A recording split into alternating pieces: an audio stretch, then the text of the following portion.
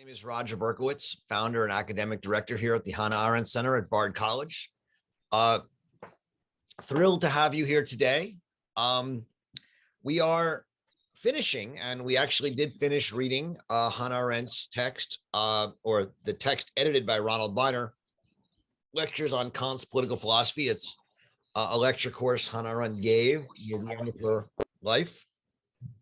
And it was an attempt to think through the question of judgment, as she never did write it at the end of her working on the book Life of the Mind, which we read prior to that.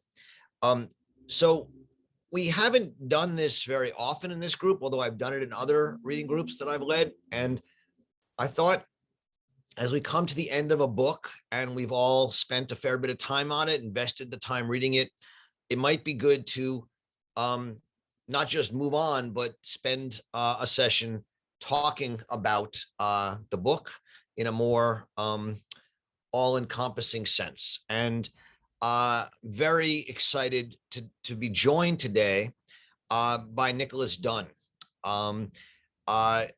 Nicholas is going to be joining the Hannah Arendt Center in a month, in June, as the new Clemens von Klemperer postdoctoral fellow. So thrilled to welcome him to the center.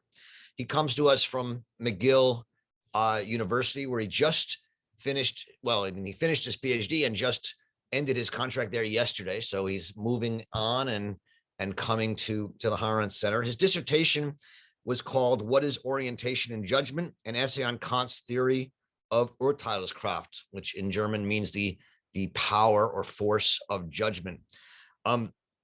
His specialty is Kant's political thinking around judgment, and specifically the intersection between Kant and Arendt on judgment. So there aren't very many people who know more about this text that we just finished reading than Nick does, and he's just been deeply enmeshed in it. So I thought, what a great opportunity to invite him to join us and have a short discussion. We'll talk for 20, 25 minutes, he and I, about some of the themes of the text, and then open it up for you guys to ask him some questions. Welcome, Nick. It's thrilled to have you here. Thanks for having me. It's great to be here. Great. So I thought I'd start. You know, you're someone who started working on Hannah Arendt's work. On Immanuel Kant's work. And as I understand it, through your path of research and scholarship and growth, it was over time that you came to Arendt's critique or reading of Kant and came to really believe that her understanding of Kant's aesthetic judgment as a political idea was right, not only interesting, but right. Maybe just tell us a little bit about that path and how you came to that, and what you understand by aesthetic, an aesthetic idea or approach to politics. Yeah, so I as you say, started working on Kant, and I was working largely on the first two critiques, the methods of freedom and the issue of freedom of the will in the context of his moral philosophy. So I hadn't really looked too closely at the third critique when I was sort of initially studying Kant in graduate school, and came across Arendt's lectures on Kant, which you've just been reading this past semester. And of course, as everyone is familiar with, there's this really provocative idea, create appropriation, I think is the way a lot of people talk about it, that Kant has this hidden political philosophy in his third critique, which is ostensibly text on aesthetics. A lot of literature around this, especially in the context of her unfinished text, The Life of the Mind. What would Arendt have said? We look at the lectures to see what she would have said. But by and large, most people have thought that this is not at all what Kant was saying, even if it's the case that what Arendt is trying to do for her political thought is interesting and perhaps fruitful. I was sort of motivated in my return to the third critique. So it's a bit of a Kant to Arendt and then back to Kant and then even back to Arendt again, to try and uncover a reading of Kant in his third critique, and really his whole theory of judgment, that would have it that, in fact, Arendt was onto something, and that the particular insight that she had is exactly what Kant was trying to do with his theory of judgment. And I guess what I mean by that is, if we sort of take the aesthetic judgment, the instance of aesthetic judgment, or the activity of it, which Kant calls reflection, as sort of paradigmatic of what it means to judge at all. And we can talk a bit, I think, about some of the features of aesthetic judgment, and how that might be something that, at least on my view, is really common to what we're doing when we make any kind of judgment. So even these sort of, for those who are familiar with Kant, judgments in the sort of theoretical or practical context, so cognitive judgments, ethical judgments, that there's something that is common to all of those acts of judgment, and that's the sort of thing that Arendt picks up on. So when she talks about judgment in a sort of interesting sense, I think, as she puts it in certain places, she's not talking about 2 + 2 is 4, or the grass is green, or something like this. But, you know, what we do when we're confronted with the unprecedented, as she'll talk about in certain instances, or confronted with something that's irreducibly particular, something we've never seen before, something new. So it's really that sort of feature of judgment that she's noticing in Kant, that she thinks is so interesting, and that has this sort of political implication, or political potential. So Nick, we take 2 judgments, right? The painting is beautiful, and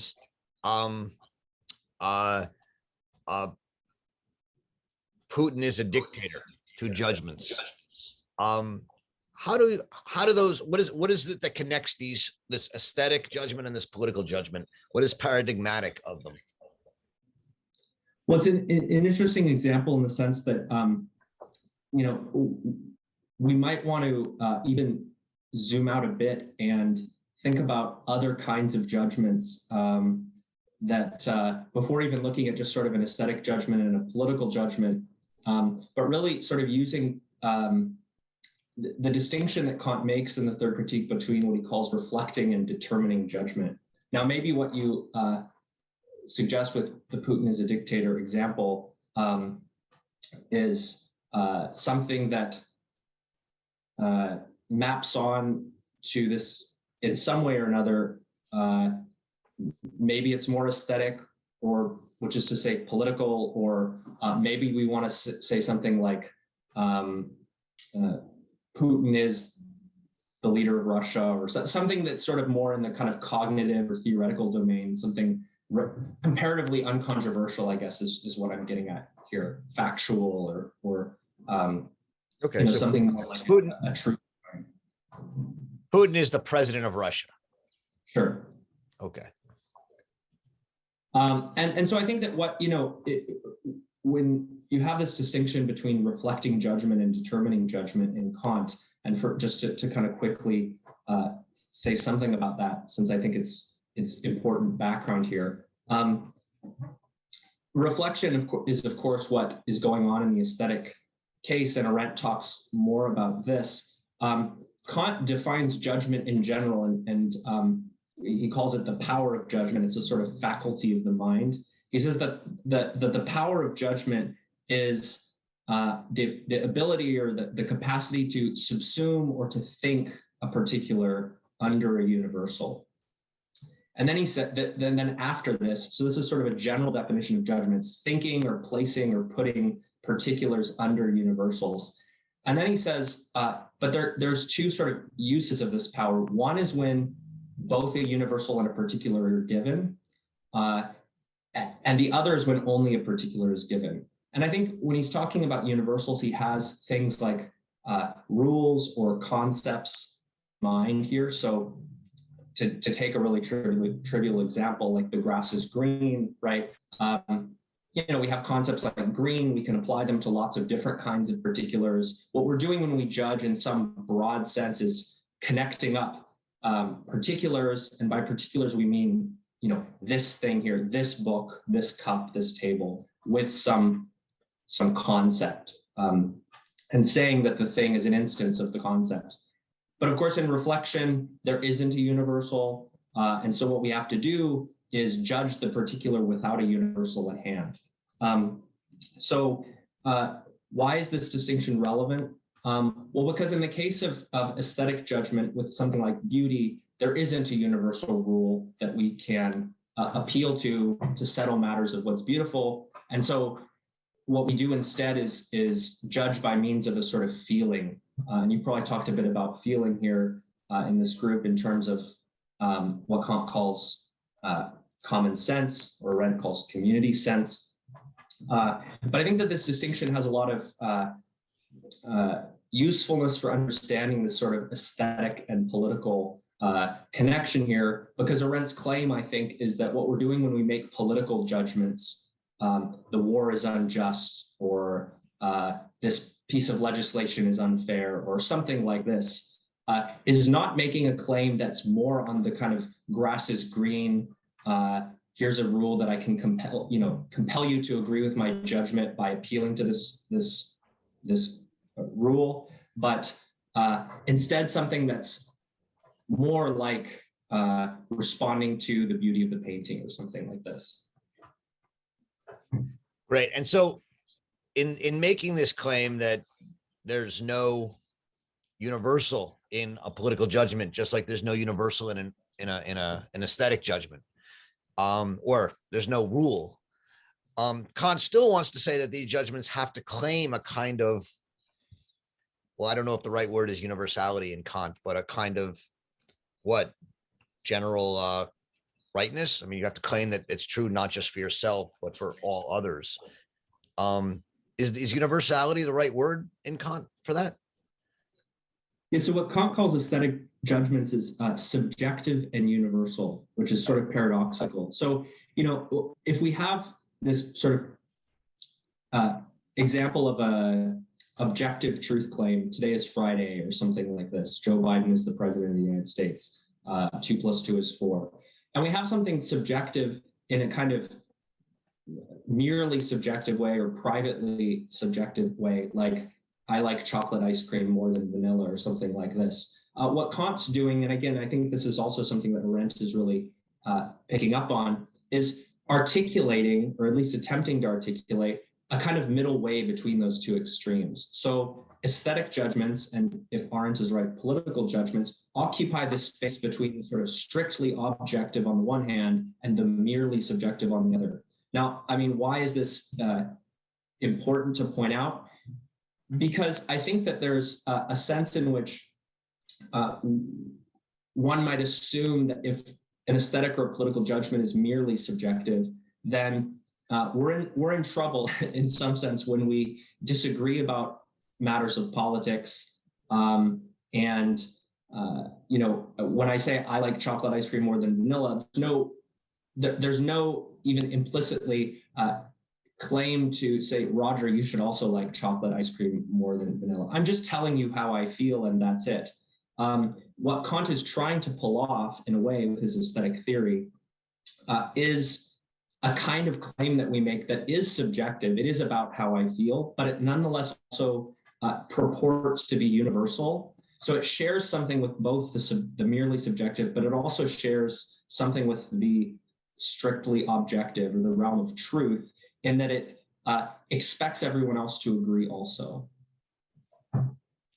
And that trick that you say, which I know is not just a trick, but is an argument, has something to do with what Arendt calls wooing, wooing us to it. So when I say, not just that I like vanilla ice cream and you should too, but I say, this painting is beautiful, or this, or abortion should be a fundamental right, I'm not simply saying what I feel and believe, but I'm making a claim that you should believe it too. And but not because there's a rule or there's any universal, but it's based on, I take it, and how I understand it, what I understand the sensus communis to be, that I understand that in the world we live in, and the common world that we share, in the fact that we can talk to each other and understand each other, there are certain fundamental ways of seeing, ways of thinking, talking to each other, certain beliefs that in order to be part of this community, we have to share. And I take that to be the claim. And that if I'm saying this is beautiful, I'm saying within this world, and if you don't see it that way, you're missing something about living in this world that we share together. Is that how you read it, Nick, or not? Yeah, I think that's certainly part of it. I mean, another way of thinking about it, perhaps, especially if we sort of lean on this notion of the common world and the sensus communis, is, and really what Arendt means by the political, what she takes the political to be, is maybe even something like a disclosure on the part of an individual about what kind of world they want to live in, or what kind of world they think we ought to create together, or something like this. Maybe you want to call that a value judgment. Maybe, maybe that brings other kinds of worries about the place of morality or ethics in the political, of course, but in some way it's a sort of invitation to others, especially in the context of whether those others agree or not, in terms of the sort of political space that we want to inhabit together. And so that's the sense in which it differs from something like truth, right? Because in a way, when Arendt draws this really clear distinction between philosophy and politics, and she maps it onto the distinction between what she calls men in the singular and men in the plural, right? I don't really need others if I'm just making claims about truth, right? I don't need to say 2 + 2 is 4. Do you agree with me or not? But when it comes to matters of taste or matters of politics, the other is essential for this sort of thing. So you mentioned wooing and this sort of thing. I mean, there's obviously others who have worried about what this aestheticization of politics means for the ability to settle disputes or to decide in the context of disagreements. And so I think that one of the reasons that pointing to this sort of Kantian background here is so important is because, when Kant talks about aesthetic judgments, he says, look, when we argue about matters of beauty, it's because we think that there's, and I'm paraphrasing here, but a reason to argue with each other, right? That there might be some progress, to use that word loosely, to be had in terms of sort of hashing it out, even if at the end of the day we can't compel each other because there is no rule. And that might be different from arguing about whether we should prefer chocolate or vanilla or something like this. Right. And we did talk a fair bit in this course, just so you know, about the Kantian presumption of progress, which Arendt doesn't share, right? Whereas for Kant, there's an idea that what underlies these aesthetic judgments is the spectator, who is judging these things not, according to beauty, but with the idea of a progressive worldview. Whereas in Arendt, there is no assumption of progress, and you judge things not on the idea that they're going to lead to a better world, but that they, but that you actually embrace the sort of spontaneity and natality and the need to always start and freely engage and think about the world that we're in now.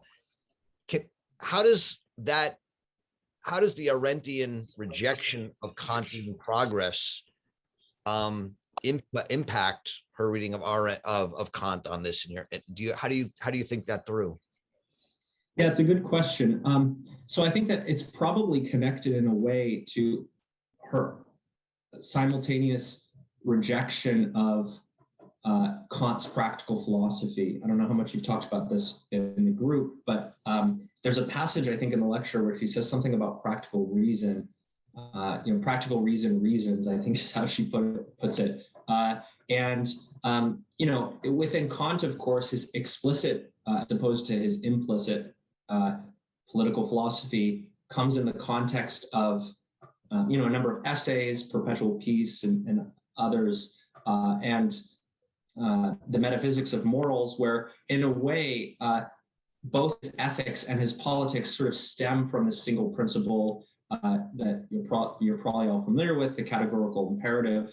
But this idea that matters of obligation and duty and the like can sort of be derived from the same principle that individual ethical duties can be derived from. And I think it's really that sort of separation for Arendt of ethics and politics, and kind of relocating or reassigning politics to the aesthetic domain, in Kantian terms, from the second critique domain to the third critique domain. That's interesting here. And so I think it's certainly the case that the kinds of things Kant's going to want to say about progress are coming from more of that second critique moral philosophy side of things. So, and as you know, and we've talked about this is where Arendt becomes controversial, right? This is where at least many contemporary political thinkers worry about Arendt, insofar as she aestheticizes the political, takes it away from the narrative of progress. According to someone like Jürgen Habermas, she will basically make impossible the critique of certain political positions on the grounds that they are, retrograde, or that they are not true, and that, in a sense, politics becomes about who is better at wooing people to your opinion. And if Putin woos more of the world than Biden does, there's nothing to say that Biden is right and Putin is wrong. How do you, is that a valid critique, and how do you address that? Yeah.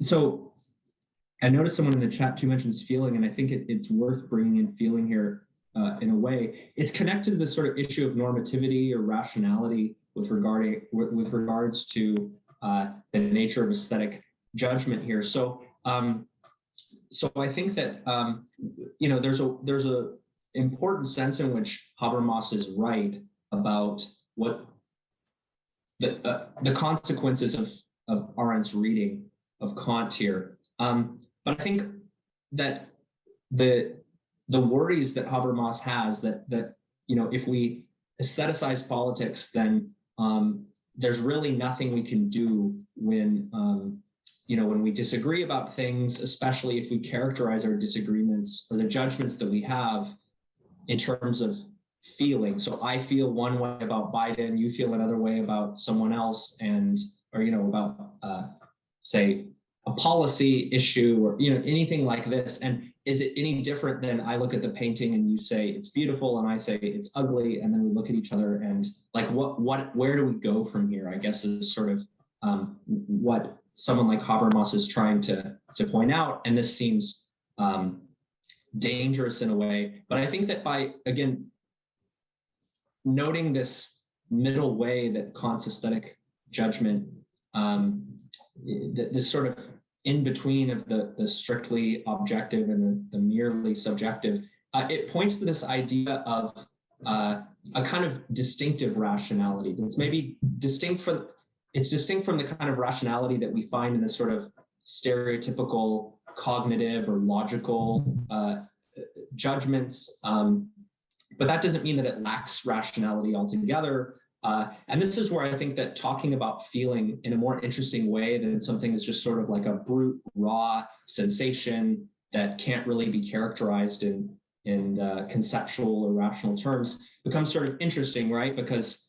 the kind of discussion we might have if we disagree about whether a film is good is going to look very different, again, than the kind of conversation that we could have if there is such a thing about like chocolate or vanilla ice cream or something like this. So for, the reason Arendt, I think, is so insistent on this idea of enlarging one's mentality, representing the world from different people's standpoints, this sort of thing, is that in a way what's going on when we disclose our different political opinions, just like what's going on when we share our aesthetic judgments with each other, is trying to communicate, and communicability is important here as well, to the other how I feel, and to try and get you to sort of not just see the world the way I see the world, but feel the world the way I feel the world, or something like this. And that's actually something that we can communicate about. Of course, it's just going to be different than the way that we would communicate about, say, math and logic.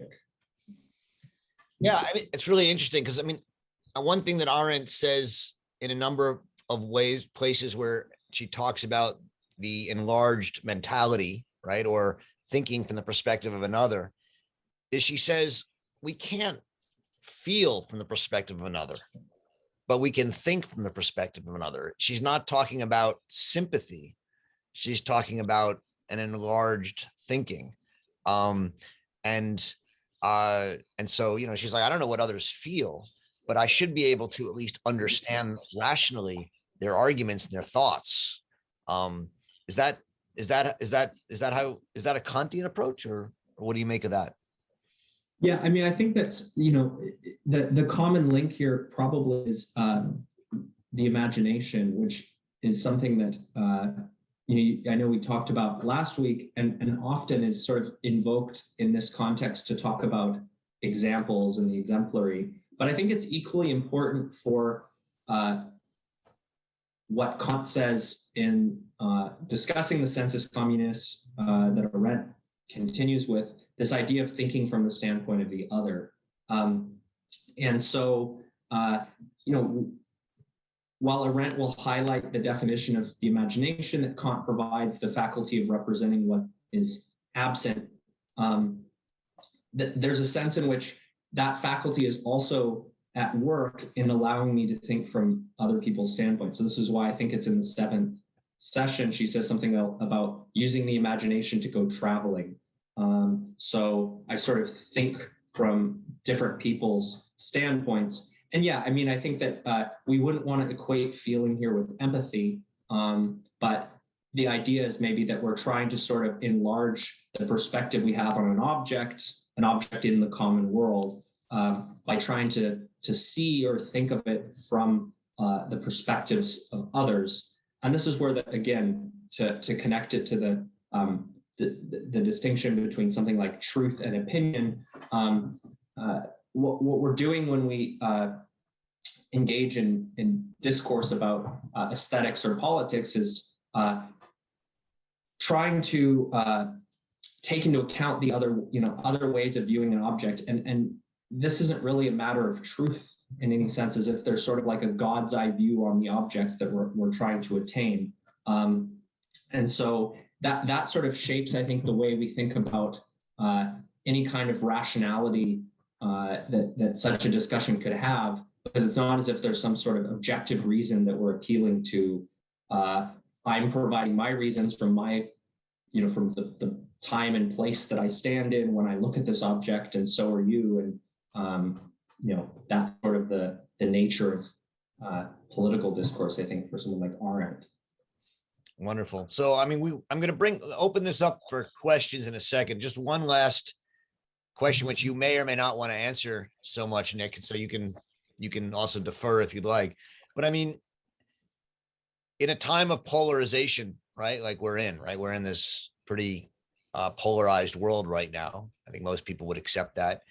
What does it mean to say that there's no truth, right? That there's no right answer, that the Habermasian attempt to find a rational speech situation that would lead to a correct answer is not there.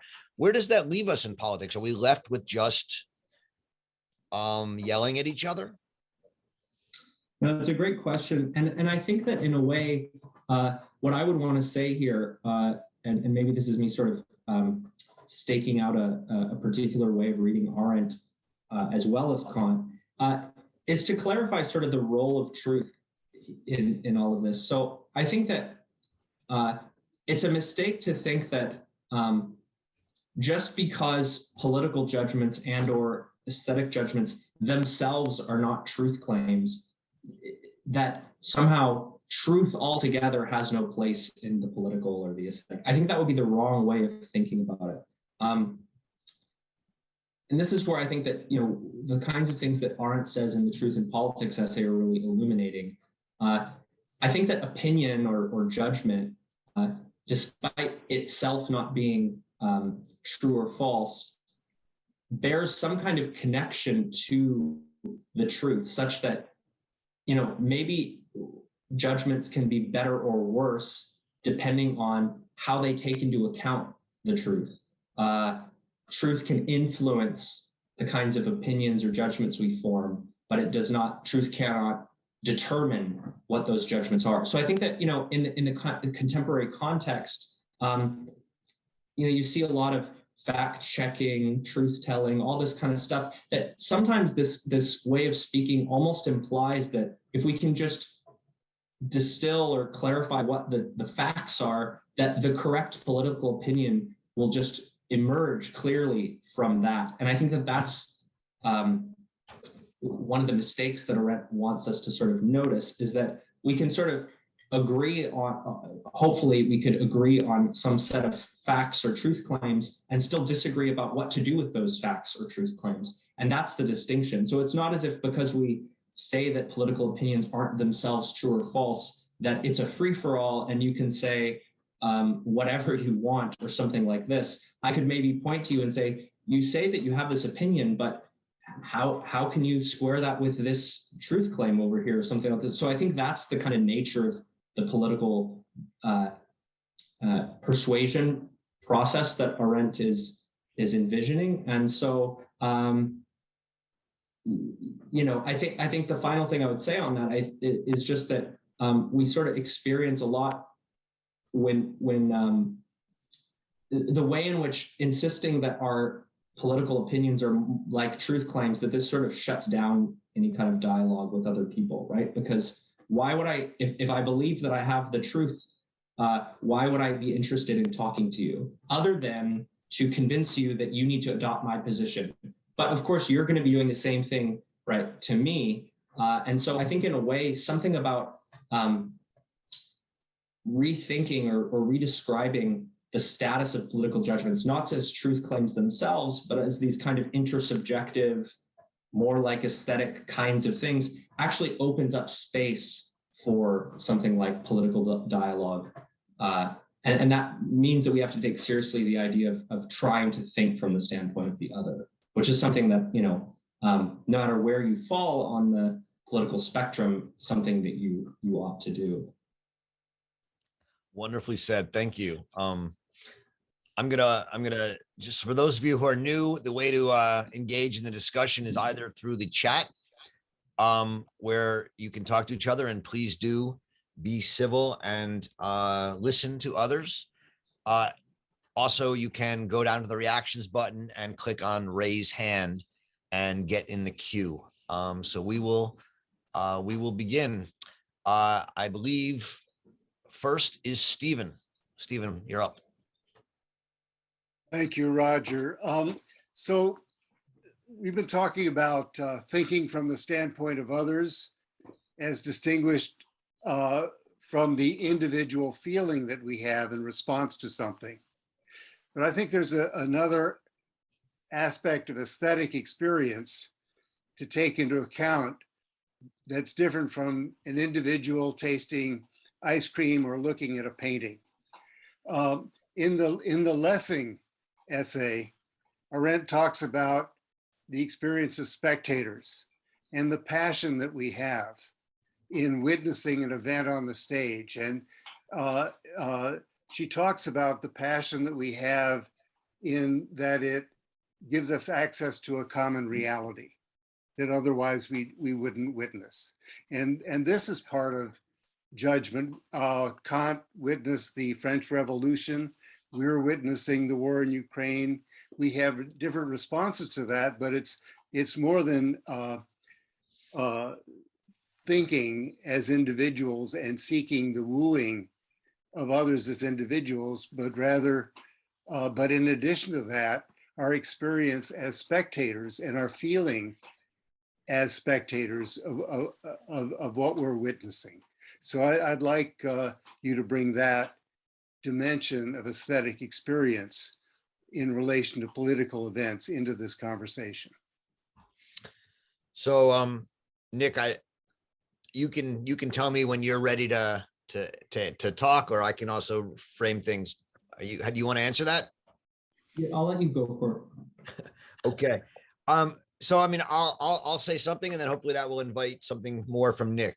I think it's great that to bring up the Lessing essay, and I think the experience that you brought up, Stephen, is one that we need to confront, right?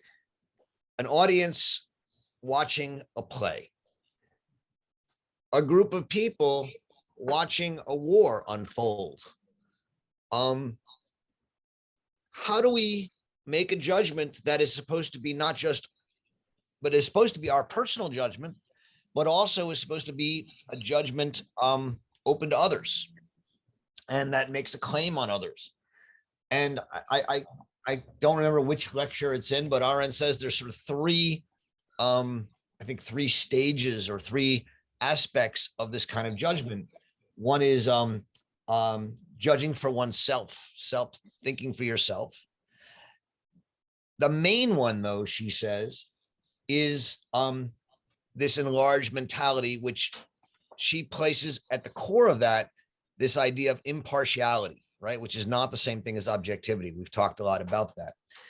And the idea of impartiality is you do have to think from the perspective of as many people as you can. You have to challenge your own opinions. You have to hear what everybody is not just feeling, but thinking.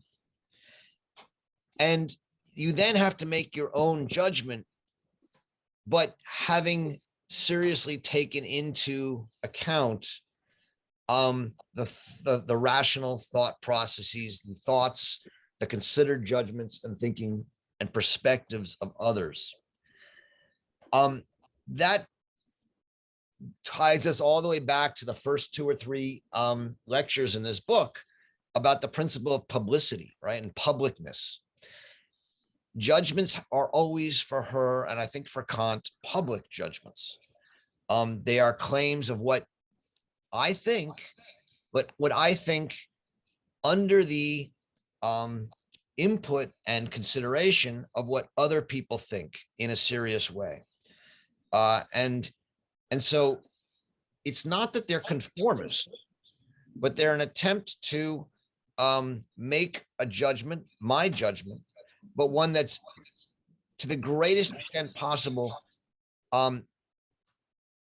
outside of and avoiding of my own personal self-interest, and my attempt to bring all these other perspectives in so that I acquire what she would call a common interest or a public interest. And that's how I understand also someone sitting in a play as they're supposed to react. They're supposed to have their own feelings, their own feeling reactions, but in thinking about the play and making a judgment about it, they're also supposed to seek to, I went to a play a couple of weeks ago and I thought it was just god awful. One of the worst things I've ever seen in my life. And so I have to go out and I have to say that, but I also say, all right, for people who loved it, what are they seeing in it? And I think the same thing with the war in Russia and Ukraine. I have my very strong judgments of it, but I have to constantly ask myself, how is it that 50% of the world disagrees with me? What are they seeing? Okay, that's what I have to say. Nick, do you want to add to that? Yeah, I think that one thing I would bring out here too, that again comes from Kant in the third critique, is something about sort of what's constitutive of aesthetic judgment, and I think by extension, political judgment for Arendt, and it's along the lines of what you mentioned here, which is the publicity aspect. So Kant says something at some point in the third critique to the effect of the person living alone on an island wouldn't bother decorating their hut, I think is what he says. And the idea is that beauty is intersubjective, that that what it is to have the experience of beauty just is partly to anticipate what other people might think or feel in the presence of that same object. And so I think that we can sort of connect this to the political here and say, this is what Arendt is saying about what's going on in politics as well. And so the point about empathy that came up, and I think just sort of like swapping views or things like this is important to mention again here, because when we talk about thinking from the standpoint of the other, we're not saying simply adopt the other person's position. You have your own initial feeling or reaction to the thing, whether it's a play or some global event like a war. You talk to other people. Maybe you say you really sort of take that seriously, and then after all is said and done, you say, "But I still feel and think what I initially thought." What's important, I think, for Arendt is the activity of doing that public thing more than the outcome itself. So we might all end up with our original judgments, but what's important is that we didn't just say from the moment we had our initial judgment, I'm content with that judgment and I don't need to talk to anybody else. I think that's the important thing for Arendt. Thank you. Thank you. Great. Adolf, I think you're next. Thank you. I just wanted to start out by saying that I think that in this society, we should be honest with ourselves and say that we don't judge enough. I think what, like, aesthetically or whatever it may be. I mean, I just spent the last 5 years working to end homelessness, whatever that means in Los Angeles.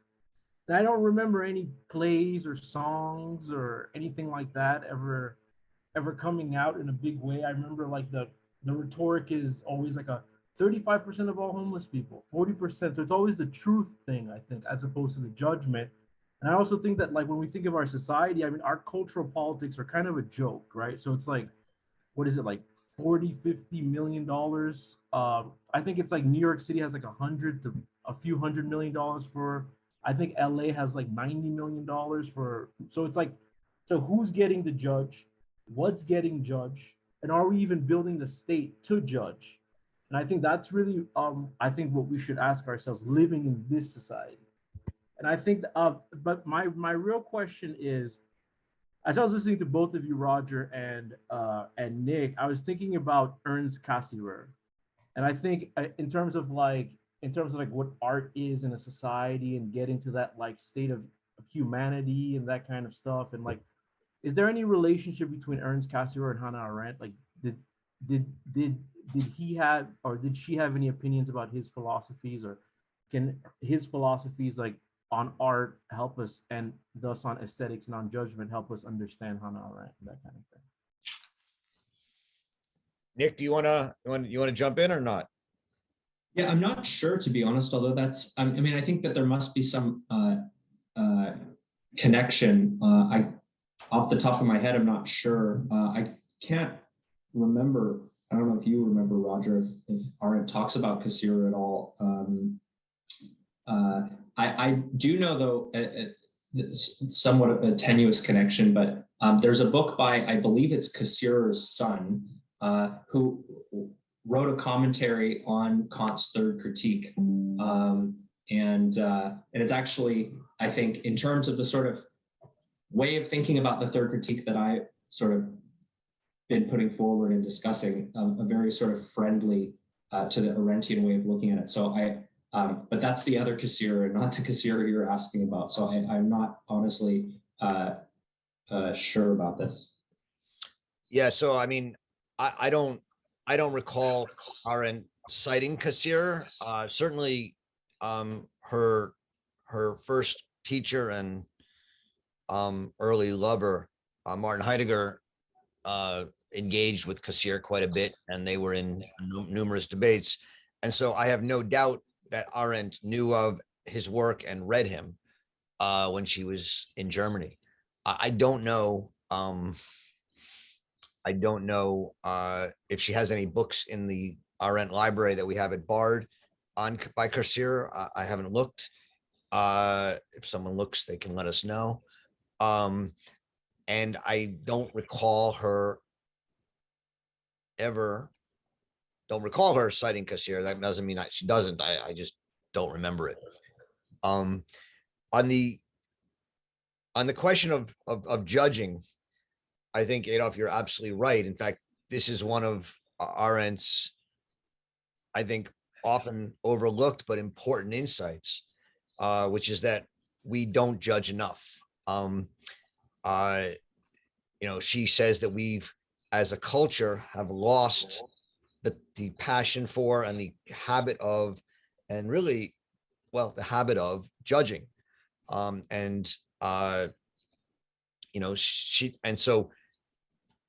She says the reason, there's a number of reasons we've lost this.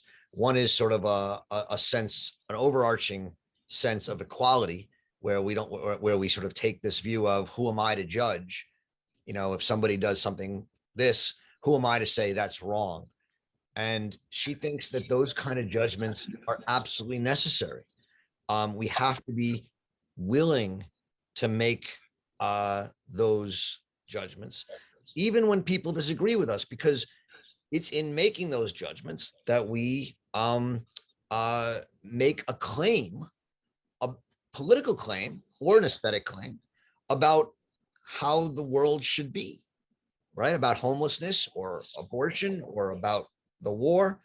And, you go to there's so much desire not to offend people, not to, to say, oh, well, we don't want to get into politics.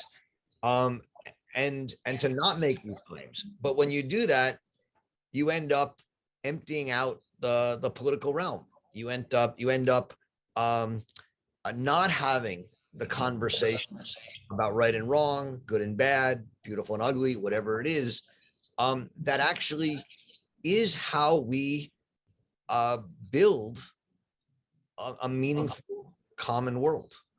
And so we have to be willing to make those judgments. And if people disagree with us, right? If I say, there should be, no homelessness, and someone else says, well, I think homelessness is sad, but it's okay. That's when you actually have to have the conversation and start trying to persuade each other or woo each other. And I think I forget who it was in the chat. I think it might have been Vigdis, but someone asked the question of what is entailed in persuading. And, I think that's probably one of the most important questions for us all to ask and think about today. How do we persuade someone who disagrees with us? Not by yelling at them, not by telling them that they're, that they're an idiot, not by telling them that they're, an elite cosmopolitan, or that they're a moron on the other side. But how do you actually persuade people? And in order to even begin to answer that, you have to do it. You have to try. You have to figure out how to talk to people. And that means making judgments, disagreeing, and then seeking to persuade people of them. I mean, I wrote a piece, it must be 15 years ago now, I don't even remember, after the financial crisis, about why we must judge and the importance of judging and making judgments, and taking up the fact that for Arendt, one of the real great travesties of our time is our failure to and our reticence of making judgments. So I think, Adolf, you're absolutely right. It's one of the things that she believes is central to what we're doing. I mean, that said, I'm sure people like you, Adolf, are in Los Angeles, are making these judgments all the time, right? And I assume other people, do people disagree with you? I think people disagree. Some people agree, some people disagree, but I think the judgment stops at a certain point. Like, let's say, for example, the judgment never becomes a novel. The judgment doesn't become much of poetry. The judgment doesn't, to me, the judgment just like reaches a certain point, and it doesn't go somewhere else. And then I think that there's a form of hypocritical judgment that happens in a society. Like, the civil society gets behind the elected official, and they're the same people who start to say that they hate the thing, and they were behind the thing in the first place. I think that there's a form of like hypocrisy that happens also where people don't stand behind their judgments. As in, you fundamentally believe that this is how you want to quote unquote solve homelessness, stand with it, and when the thing becomes controversial, don't be the part of the civil society that goes and says that, you know, like maybe this isn't the thing, or maybe like, I mean, stand with what it is that you believe. And I think that there's a lot of hypocrisy, I think, today in American judgment. A lot of hypocrisy and a lot of conflict avoidance. I mean, people talk about how polarized and how conflictual we are, but I think a lot of it comes from conflict avoidance. And because we don't talk to the people we disagree with, the people only talk to the people they agree with, they get more polarized. And if there were more actual spaces and institutions that allowed people who really disagreed to talk through it, that might change things quite a bit, I think.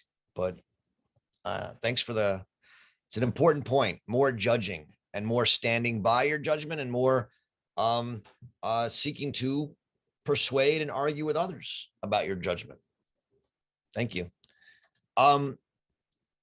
Who's next? Alyosha, is that right? That's right. So can you hear me all right? Yes. Yeah. So I wanted to say thank you, especially to Nicholas. I found your exposition very illuminating, very clear. So I wanted to return to the transition between subjective and objective judgments, whether aesthetic for Kant or political for Arendt. You said two things that really struck me. One, you said this transition from subjective to objective rests on a common world, which is Arendt's sense of the political. And you also said there at the end that truth influences but doesn't determine the judgments. Or conversely, just because the judgments aren't themselves true doesn't mean truth disappears entirely. So my question is about the role of the objects in the, what role does the object of judgment play in the transition from the subjective to the objective and the aesthetic or the political? So my intuition, or what I want to expand on, is you were talking about the truth. So can objects help more or provide some grounding for the persuasion, not in an external truth, but in the object at hand?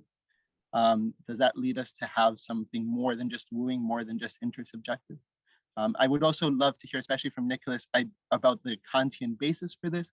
I know in the critique of judgment, he talks about demands of universal assent, zumuten. Is that just about the judgment, or is the object itself also involved in making those demands? So what role does the object play in the transition between subjective and objective judgments for Arendt and Kant?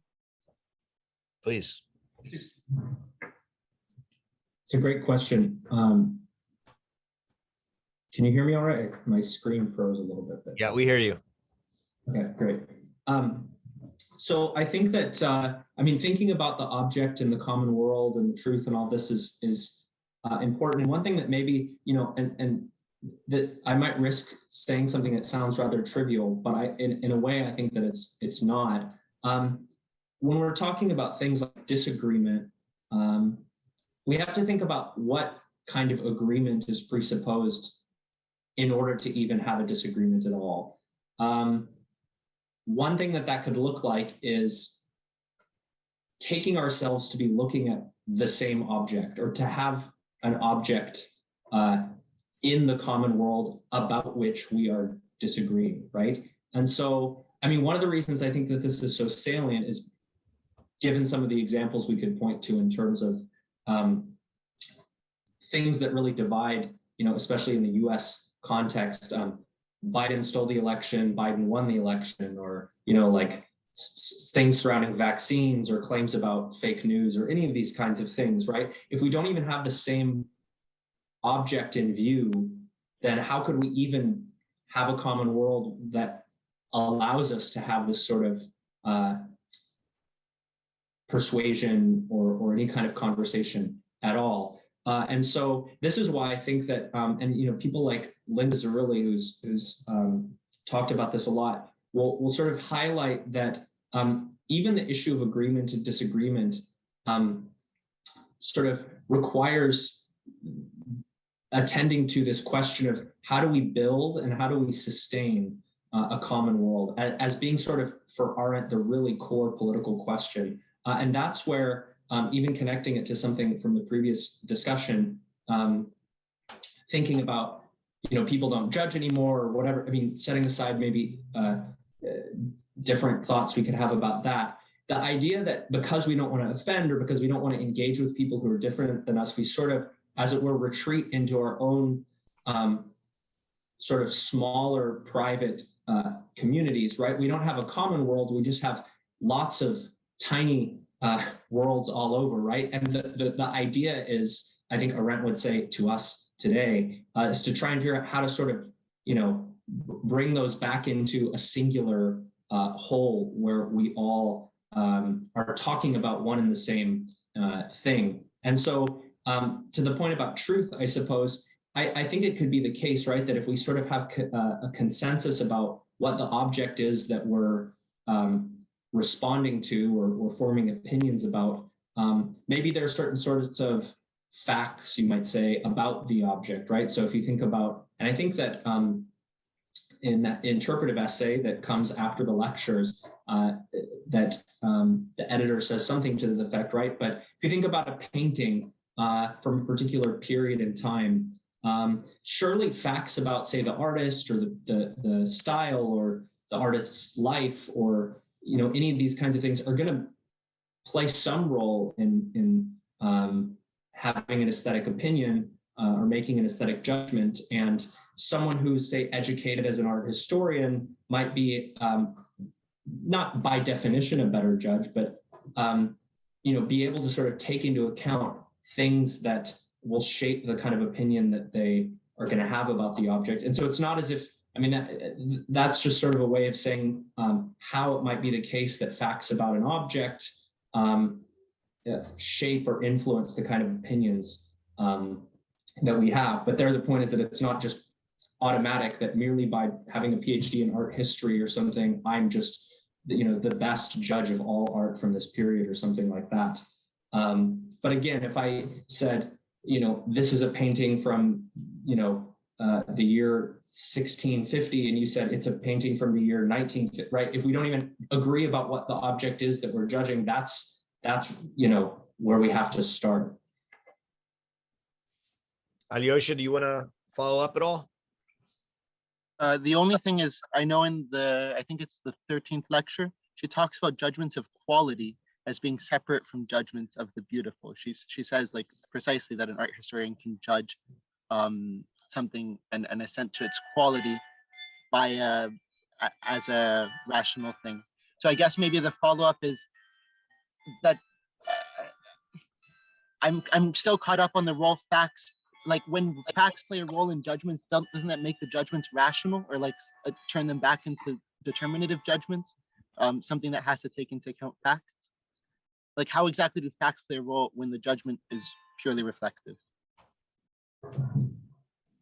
Yeah, so I think that one way of understanding, and I didn't say much about this earlier, but the relationship between the determining judgment and the reflecting judgment, is that when we're reflecting on a particular, there has to be some particular that we're, in Kant's term, it would be that we have a cognition of or something like this. But so I make a determining judgment about the painting, that has these dimensions and then it hangs on the wall in this museum and it was painted by this person. Those might be determining judgments. But to the extent that a reflecting judgment, as Kant will put it, is grounded not in a concept,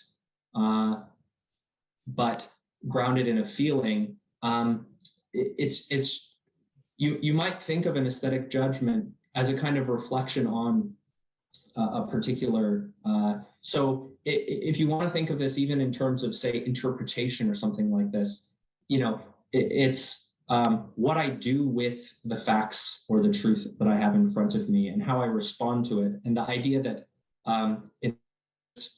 just like 2 + 2 is 4, it's not as if this fact plus this fact plus this fact equals, and there's only one possible opinion that one could have. We could look at the same things in front of us and agree that those are true, but have different affective responses to those. They might make us feel a different way or something like this. Yeah, there's also just a question of there's different kinds of facts. I can look at a group of people holding flags and shouting slogans and say there's a group of people holding flags and shouting slogans, are they a protest or are they a riot? You know, we may think it's a fact that it's a riot or it's a fact that it's a protest, but those are opinions to some degree. They can become social facts to some degree once people agree on them, if there's agreement, right? How does that sound? Is that right, Nick? Or yeah, I mean, even I think that, that's what's interesting is that there's sort of this smuggling in, as it were, in certain ways of certain kinds of discourse, right, where it's just a fact that it was this, or and you don't realize how much sort of interpretive dimensions are being brought in there in terms of how we choose, what words we choose in our language to describe something. Is it, as you say, a riot? Is it a peaceful protest? Is it an insurrection? Is it this? So there's even just in terms of language, right? There's almost it's unavoidable that we're going to bring judgment to bear on these kinds of things, and it does kind of call into the question the whole notion of a fact, right? What for Arendt even would be a fact? Are they these kind of neutral things, like we we dig in the ground and we just find them there pure and unadulterated, and it sort of problematizes the whole thing in a way. I think that's right. And there are blatant facts, and then there are facts that we all have come to agree with, right? That, as she says, Belgium didn't start World War II. But those facts are, in a sense, what she calls the ground we walk on and the sky above us. They have to come through some sort of a agreement over times. And that's the development of a common world that, comes from, as you were talking about objects and finding how some sort of commonness in how we see them and don't see them. Clara, you're up next. Thank you, Professor Roger. Hello, Nick. So happy to listen to you. I'm talking from South America, specifically from Bogota. And I want to tell you something. Last week, I asked my students about what they think was the reason why Hannah Arendt says that the most important sense is the common sense, politically speaking. What would be your answer to my question? Nick, you want to try that, or you want a minute? Could you just repeat I'm just making a note here. Could you repeat the question one more time? Yeah, she asked her students why Hannah Arendt says that the most important sense in politics is the common sense. She's wondering how you would answer that. Yeah, it's a good question. So I'm thinking about some of the remarks, and I'm sure you discussed them in the lectures, where she talks about it like as a sixth sense, or, sort of like we have the objective senses, and maybe we want to link the objective senses to, perception, like when I look at this cup or something like this. And again, those would sort of fall more on the determining judgment, cognitive sort of side of things. I think that this is one area where maybe Arendt and Kant part ways a little bit.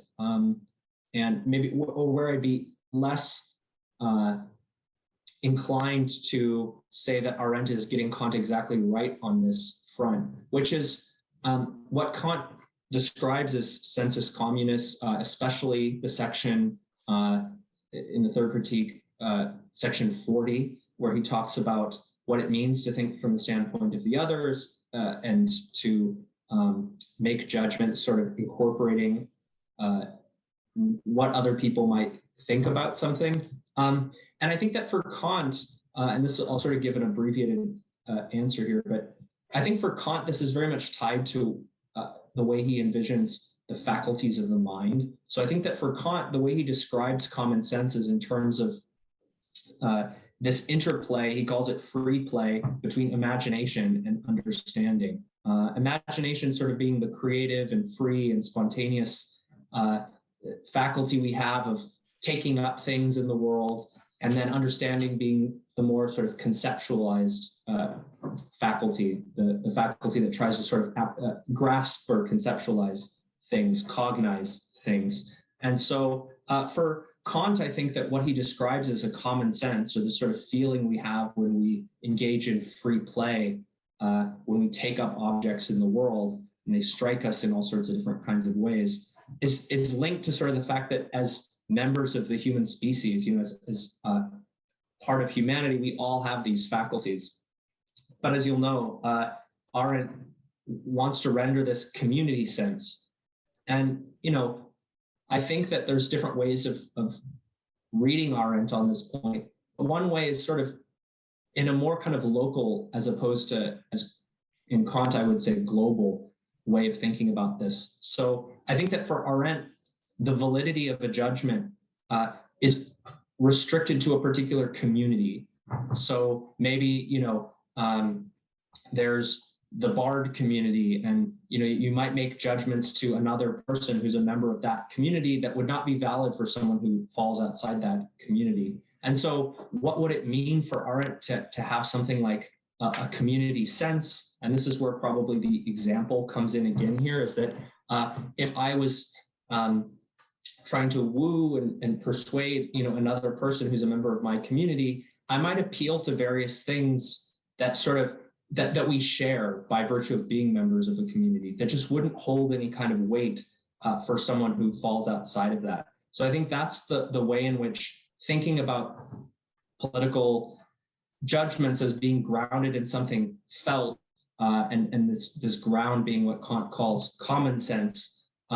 It's the kind of thing that we appeal to when we're trying to justify or persuade another person to hold the opinion that we have.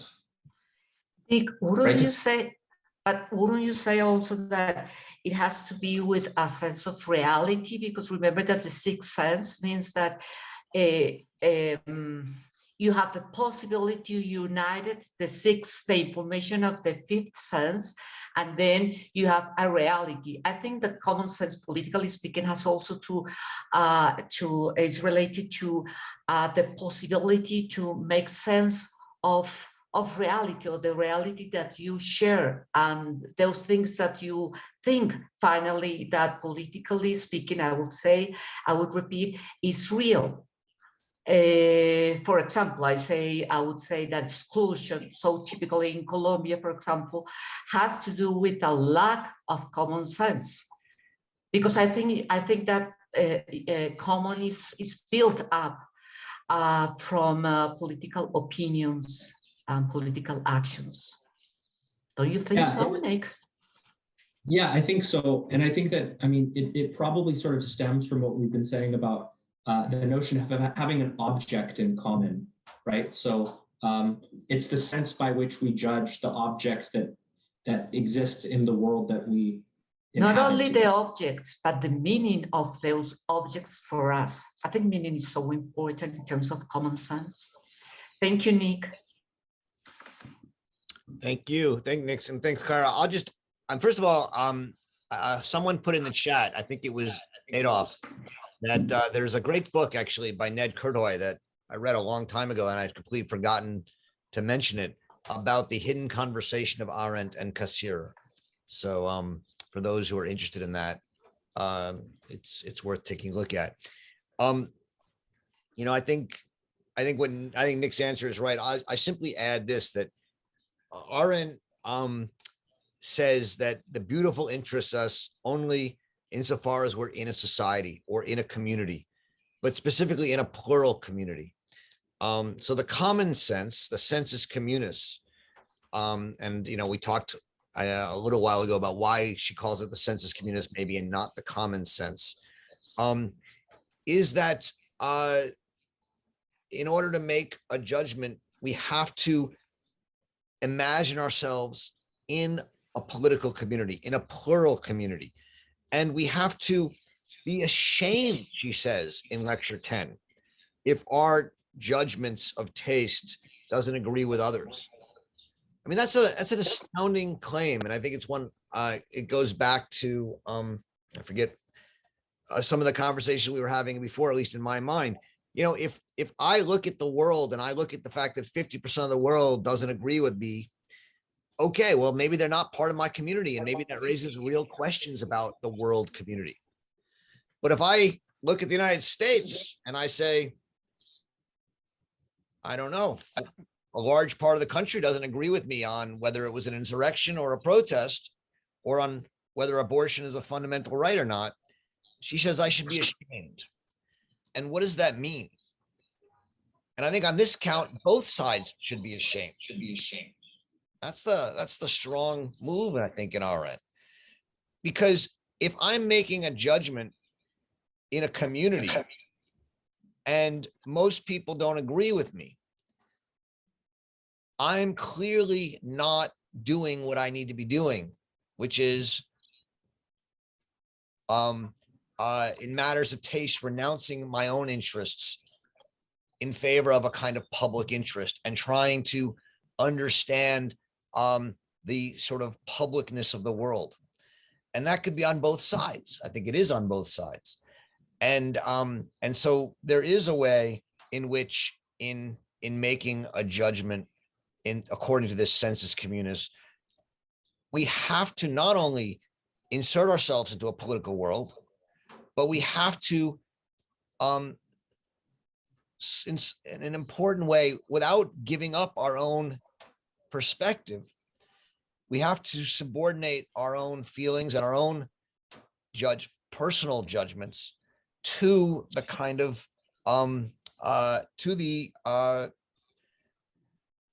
give up our own egoism to the plurality and the publicness of the community.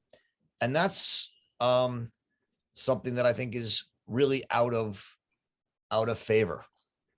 And so that's why I think this idea of common sense or sensus communis is so important to Arendt's politics. Clara, if that, I think, and I don't know if that's any different from what Nick said, just different approach.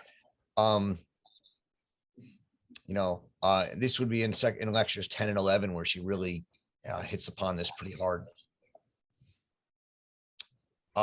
Thank you, Professor Roger. Thank you. Susan, you're up. I want some clarification, Nick. It seemed to me you were equating these terms, common sense and sensus communis, with feeling in the early part of your talk. So can you clarify? Is that what you're saying? So I would say that there's different ways of sort of understanding these different notions in Kant's third critique. Free play, as I mentioned, which is he describes as a free play of the imagination with the understanding. He says that this sort of gives rise to the feeling of a common sense, or he says that it's the effect of free play, which is to say, when my faculties are in free play, this feeling arises, and he links this, of course, with pleasure. This is why aesthetic pleasure is relevant here. And so the way I understand it is that this feeling sort of is characterized as this common sense that we feel when our faculties engage in this. And so the thought is that the way that I can expect other people to agree with me is that I say, well, I'm putting it loosely here, but well, you also have an imagination and understanding, and you look at this object too. And so I can expect that a similar feeling might arise when you apprehend or perceive that object in the world. Nick, I have a question for you, because in that same chapters 10 and 11, where she's talking about some of these questions, she says that when we judge aesthetically, we don't judge either the object, and this goes back to Alyosha's question, right? We don't judge either the object or even our perception of the object. We judge our feeling of the perception or of the object, or something along those lines. Is that right? And what does that mean? Yeah, it's so I'm trying to remember, is there a passage? It's going to be on let me tell you where it's going to be. I have it. It's going to be on page 70. Oh, hold on. No, like I think 65, 66, 67. Let me just see if I can find it.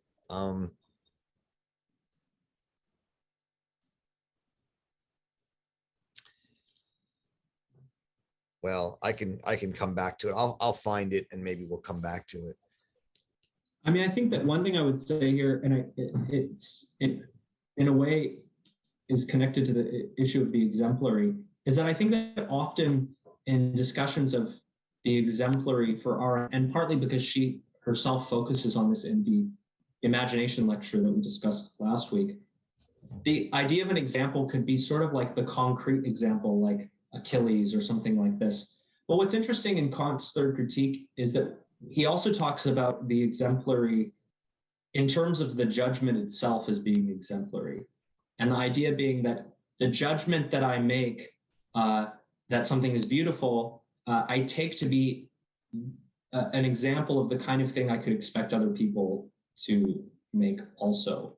And so I think that sometimes that aspect of the exemplary is missed out on for thinking of the examples as in, like I say, Churchill as an example, or, you know, what have you.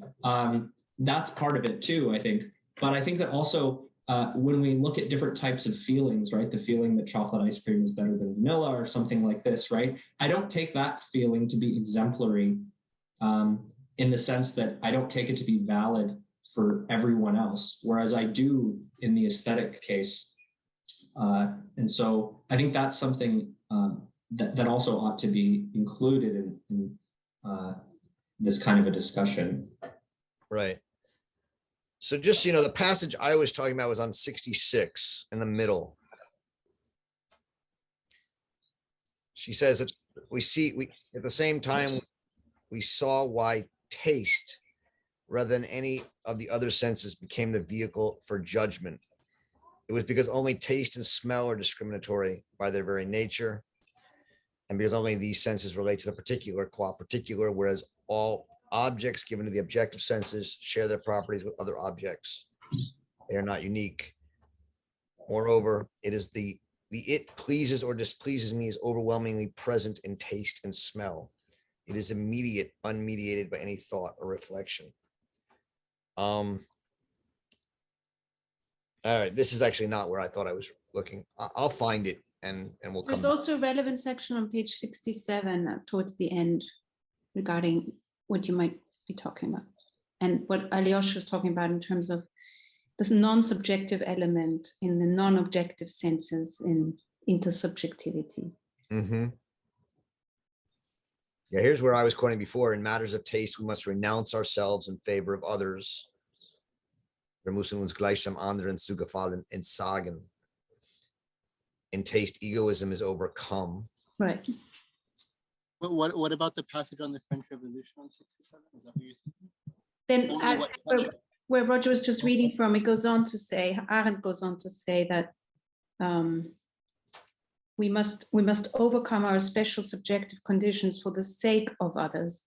In other words, the non-subjective element in the non-objective senses is intersubjectivity. Yeah.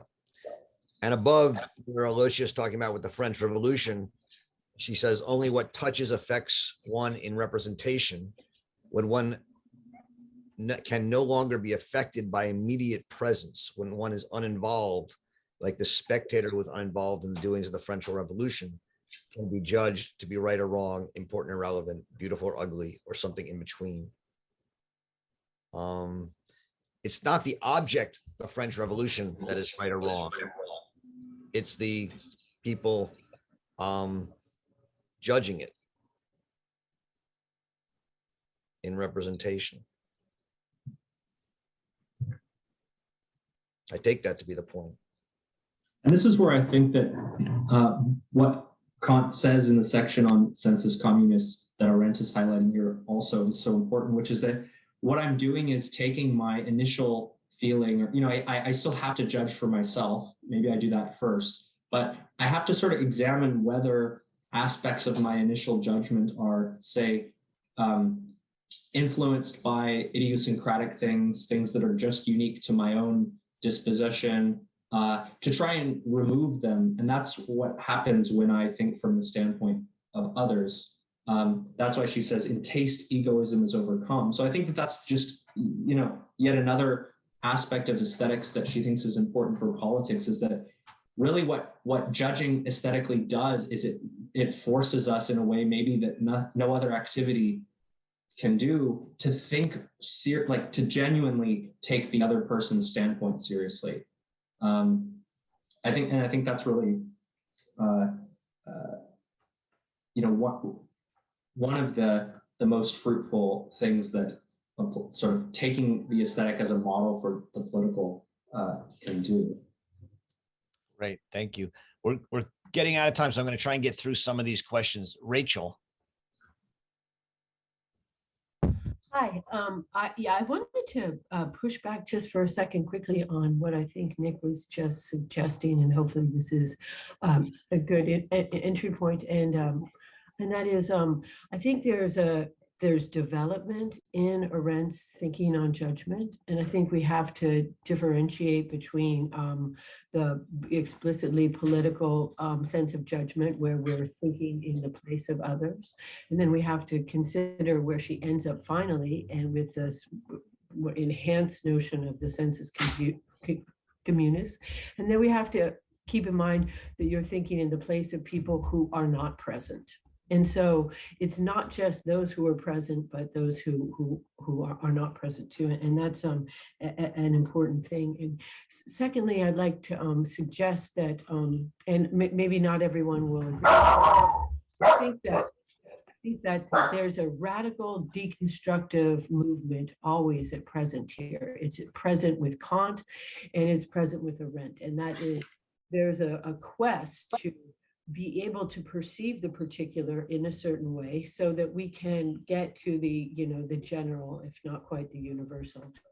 And that's the reason why I think it's maybe important, or at least thought-provoking, to consider that Arendt here is only concerned with aesthetic reflective judgments of the beautiful. She's not concerned with aesthetic reflective judgments of the sublime.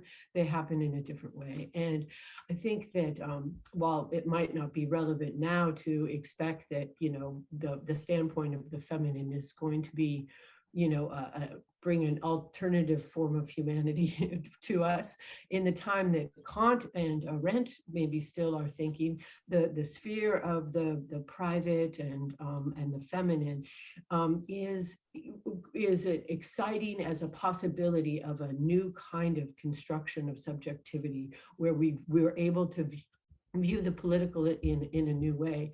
In Kant's early writings on the beautiful and the sublime, which Arendt, remember, has her class read at the very beginning of the class, we learned that Kant envisions a science of education for women, in which they're basically to being, you know, kind of trained to view the universal in the particular, but there's no categorical imperative. All the moral philosophy, the second critique, that doesn't come into play anymore. And so I think that as much as it's very important for us to experience plurality and try to think in the place of the other, we shouldn't lose sight of the radical deconstructive gesture that is always there, and the space of humanity that both Arendt and Kant believe is going to be revealed as we you know, engage in that deconstruction. And the one final thing that I would think might be helpful in thinking about how this works is to remember that judgment is beginning with the particular always, and it's the opposite of foundational metaphysics, but it's also the opposite of ideological thinking, and ideological thinking is totalitarian ideology, right? So we have to, you know, free ourselves from, you know, unassailable assumptions, right? We cannot assume, like, you know, the US empire is a force for good, right? We have to, like, bracket whatever assumptions we might have, and try to make ourselves available to view the phenomena as phenomena. Thank you, Rachel. Nick, do you want to, I mean, that's all, there's a lot there and I think it's good, but we only have a couple minutes. So I'll just say something really quickly, which is I think you're right. And one way of thinking about the particular universal stuff and the reflecting, determining distinction, even for someone like Kant, I suppose, would be to sort of consider to what extent the ability to have, if you will, universals, to have concepts, to make determining judgments and things like this actually owes itself to something like reflection on a particular, as sort of the starting point. So to what extent the kinds of, whether it's in the sciences or otherwise, the kind of paradigms or theories we have are not just constructed by reflection on particulars. And so, there's sort of this way of approaching Kant where, in the first critique and with metaphysics and morals even, you get these like really robust objective claims. And then by the third critique, you get these like weaker, inferior aesthetic claims. And one thing I think that's useful about bringing this Arendtian perspective into Kant is to sort of almost flip it in a way and to sort of provocatively suggest that the kind of aesthetic reflective acts that we're doing is actually underlying everything that we're doing. And, so I think what you just said sort of reminded me of that as well. excellent. Just in the interest of trying to bring in one or two more questions, I'm going to move on, but thank you, Rachel. Joanne. Yeah, what I have to say connects to that also. I'm thinking about the categorical imperative and having a hard time understanding just how different, if at all, the second critique is from the third. I mean, the categorical imperative says act so that the maxim of my action can become a universal law. And maybe what Arendt is trying to do is to combine this second and third critique by saying that in political, that is saying that political judgments, even though they come out of, or political actions, even though they come out of judgment, aesthetic judgment, quote unquote, are really also moral. And I mean, is that just really off the wall, or I mean, what do either one of you think about that? Well, Nick, or you want? I mean, I think that the short answer is that I think that, thinking about the relationship between the second and third critique is really interesting, and not a lot of people, to be honest, have done it. And I think that one of the challenges for thinking of this in terms of Arendt is, given the kinds of things that she says, the criticisms that she puts forward of Kant's moral philosophy, how to reconcile morality with politics at all. And so, I mean, what I would sort of say, and this is maybe more of a comment for further discussion or reflection than anything else, but so the things I had said about the way that truth might bear on our aesthetic judgments, even if it doesn't sort of determine what aesthetic judgments you should make. Maybe it's the case, and I'm really just being more conjectural here, but maybe it's the case that like political judgments as well are not fundamentally moral kinds of judgments, but they nonetheless are influenced or shaped or what have you by morals, the same way that they're shaped or influenced by truth claims or facts or something. I mean, that's one way of sort of thinking about how those kinds of, first critique, second critique kinds of objective judgments in Kant relate to the third critique. And again, as I say, that's more of a conjecture than a claim about what I think is going on. That there might be something there. I'll add one thing, which is that we have to remember that in the second critique, and thus in Kant's moral philosophy, there's almost no content to what is being the categorical imperative tells you to do. It doesn't say, go to school or don't go to school, or it says I must set myself under the law, and I must give the law to myself. But what the law is, right? No content to it. And so it's a Kant is in my reading of Kant, and I think Nick and I sort of agree on this, although I'm not 100% sure. In my reading of Kant, this is a universal, and it's a claim, but there's no content to it. In the third critique, we're putting actual political and aesthetic judgments with content to them, and that you can't make universal claims about duty to things that are, in that sense, matters of taste, not matters of obligation or duty. But when you bring the community into it, don't things get a little murky? I mean, whose taste? Well, that's an issue.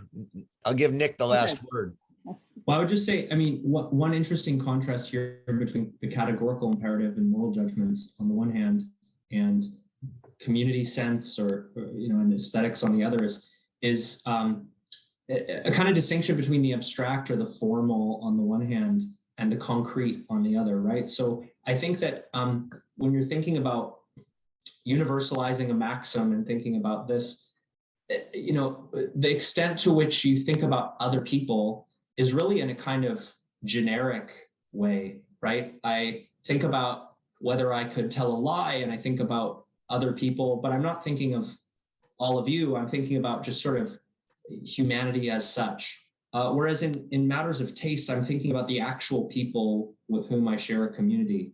And the claims I make are attempts at getting those people to agree with me. So I think that this is why Arendt gravitates towards taste and aesthetics, is because she thinks that in a way, Kant's moral philosophy is actually individualistic. And so the fact that it's really just, as that line, in taste, egoism is overcome. The way to get over or egoism or sort of thinking only about myself as if I was the whole world is really through thinking about the actual others and not just sort of the formal or the abstract others that the categorical imperative invites us to think about. And so I think that's something, whether that can be reconciled within Kant is obviously another story. But thank you. Thank you all. And I want to thank Nick Dunn for joining us today. He's going to be at the Arendt Center all next year. So hopefully he'll come back and join us on the virtual reading group at some point. But thank you all. Hey Roger, what are we reading next? I was just about to say that. So thanks for the interruption and the Sorry. There you go. So we're gonna the summer is one that we usually keep reading in the summer, although we do take some breaks and some around my travel, and I have a lot of travel this summer. But I thought that what would be good to try and meet a few times over the next month or two is this little book called The Last Interview and Other Conversations. And it includes in it 4 really spectacular interviews that Arendt gave, 2 in 1964, and then 1 in 1970, and then 1 in 1973. 1973 one was her actual last major interview. And we've read 2 of them at different times in this group. One is the Günter Gauss interview, What Remains, which we read when we read the book, Essays in Understanding. And then we've read the Autobot Life essay, which is at the end of Crises of the Republic. But they're both worth reading again. And also the 2 others, which we haven't read, the Joachim Fest interview from 1964, and then the Roger Herrera interview from 1973 are really amazing. And so I figured we haven't read it, this book. We'll take a look at this book. It's a nice summer. It's a little lighter and something we can read over the summer. We'll probably meet next in early June, just so you know. The next 2 weeks are sort of brutal for me in May, and it's graduation and grading, and I'll also be in Belgrade if anyone's around. But we'll continue. We'll put the schedule up on the websites in the next few days, and then send out an email with the schedule. So that will come next, and then sometime in either August or September, we'll start another book. And, at that point, we have some decisions to make. There's a couple of books still that we haven't read. One is her first book, Love in St. Augustine. We haven't ever read the collection, The Jewish Writings, which was edited and came out a few years ago by Jerry Cohn and others. And then there's the correspondence, something we've talked about reading. I'd love to read some of her correspondence. The problem I'm having right now is that a lot of her correspondence books are now out of print. And I don't know how to get you guys. Some of you probably have them, but I don't know how to get all of you the actual text. They're simply out of print and there's not enough used copies available. So that's an issue. But, and I can't just send out PDFs. The estate would kill me. So let's do this next. And then, I think we should think about possibly reading the Jewish Writings, possibly reading Love in St. Augustine, or we can go back and think about rereading a particular text if there's one there's great interest in. So you're always, I know you will, let me know what you're thinking. And I look forward to hearing from you. Enjoy reading Hannah Arendt, and we'll see you in about 2 or 3 weeks when we read the first interview in the last interviews. Thanks all very much. And thank you, Nick.